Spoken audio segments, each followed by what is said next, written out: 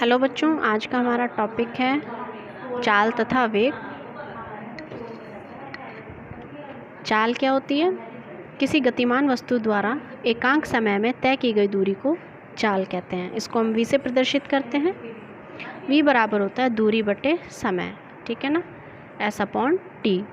यह एक अदिश राशि है और इसका मात्रक होता है मीटर पर सेकंड। इसकी विमा होती है LT-1। चाल के जो प्रकार होते हैं, पहला होता है एक समान चाल, परिवर्ती चाल, औसत चाल और तात्कालिक चाल। ठीक है, सबसे पहले है एक समान चाल। यदि कोई गतिमान वस्तु समान समय अंतराल में समान दूरी तय करती है तो उसकी चाल एक समान चाल कहलाती है। जैसे घड़ी की सुइयों की चाल आपने देखा होगा, जो घड़ी की सुइयां होती हैं वो समान समय में समान दूरी तय करती हैं। दूसरी है परिवर्ती चाल। यदि कोई वस्तु समान समय अंतराल में भिन्न भिन्न दूरी तय करती है तो उसकी चाल परिवर्ती चाल कहलाती है। जैसे भीड़ भाड़ वाले क्षेत्र में वाहनों की चाल आप देख सकते हैं। कई बार अगर आप किसी वाहन से जा रहे होते हैं तो अगर रोड खाली होती है तो स्पीड तेज़ होती है, आप अधिक दूरी तय कर पाते हैं। लेकिन अगर भीड़ भाड़ वाले इलाके होते हैं तो उतने ही समय में आप कम दूरी तय कर पाते हैं। तो इस तरह की चाल क्या होती है? परिवर्ती चाल। थर्ड है औसत चाल। किसी गतिमान वस्तु द्वारा तय की गई कुल दूरी और कुल समय के अनुपात को औसत चाल कहते हैं। यानी कि जब कोई जो गति करती हुई वस्तु अलग अलग समय में जितनी अलग अलग दूरियां तय करती है तो आप टोटल जितनी उसने दूरियां तय की होती है और बटे जो टोटल उन दूरियों को तय करने में लगा समय होता है तो हम उसको क्या कहते हैं? उसकी औसत चाल कहते हैं। फिर है तात्कालिक चाल, यानी कि इंस्टेंटेनियस स्पीड। इंस्टेंटेनियस स्पीड होती है किसी भी एक निश्चित क्षण पर। आप अगर देखना चाहते हैं, आप जैसे वाहन में स्पीडोमीटर लगा होता है तो वो किसी क्षण आपकी चाल को बताता है। ठीक है, आप किसी भी क्षण अपनी चाल को उससे देख सकते हैं। किसी क्षण पर गतिमान वस्तु की चाल तात्कालिक चाल कहलाती है। v बराबर होता है limit delta t tends to 0। Delta t tends to 0 का मतलब यहाँ पर t लगभग 0 के तरफ अग्रसारित होता है। ठीक है, और ये v बराबर हो जाएगा limit delta t tends to 0 delta s/डेल्टा t। ठीक है, यहाँ पर डेल्टा t 0 नहीं होगा। अगर ये 0 हो जाएगा तो v क्या हो जाएगा? Delta s/0। और 0 से अगर हम किसी संख्या को डिवाइड करते हैं तो वो क्या हो जाएगा? अनंत हो जाएगा, जो कि संभव नहीं है। तो इसलिए हम इसकी क्या लेंगे? लिमिट लेंगे। Limit delta t tends to 0, यानी कि डेल्टा t का मतलब टेंस टू 0 का मतलब है 0 की तरफ अग्रसर। तो v बराबर हो जाएगा ds/dt। ठीक है, इसका हम क्या करेंगे? अवकलन कर देंगे। वेग।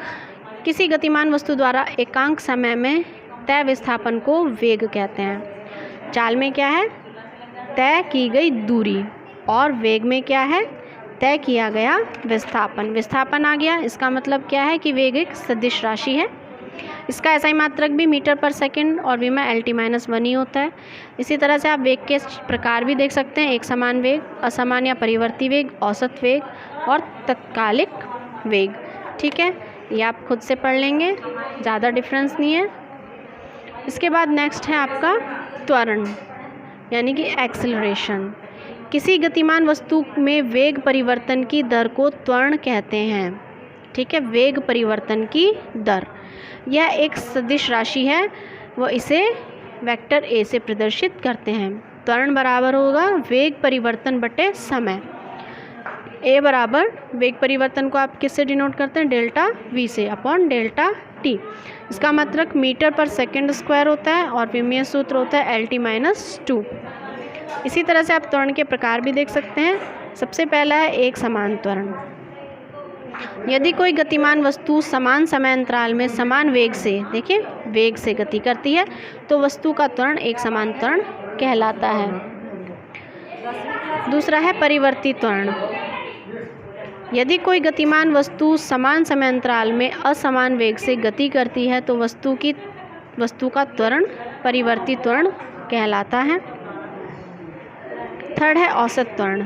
यदि कोई वस्तु परिवर्ती त्वरण से गति करती है तो वस्तु के वेग में कुल परिवर्तन तथा कुल समय के अनुपात को औसत त्वरण कहते हैं और औसत त्वरण बराबर होगा वेग परिवर्तन बटे कुल समय अंतराल, यानी कि ए एवरेज बराबर होगा delta V upon delta T.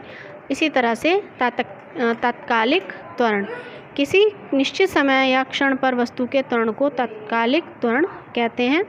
इसमें वही होगा आपका डेल्टा टी टेंस टू 0 हो जाएगी लिमिट, और त्वरण निकालने के लिए आपके पास फॉर्मूला है delta V upon delta T और limit delta T tends to 0 delta V upon delta T, और इसका क्या कर देंगे आप अवकलन कर देंगे, तो इसका फॉर्मूला हो जाएगा d v upon d t. और आप जानते हैं वी को, वी बराबर क्या होता है D s upon d T, आप पीछे देख चुके हैं, ठीक है।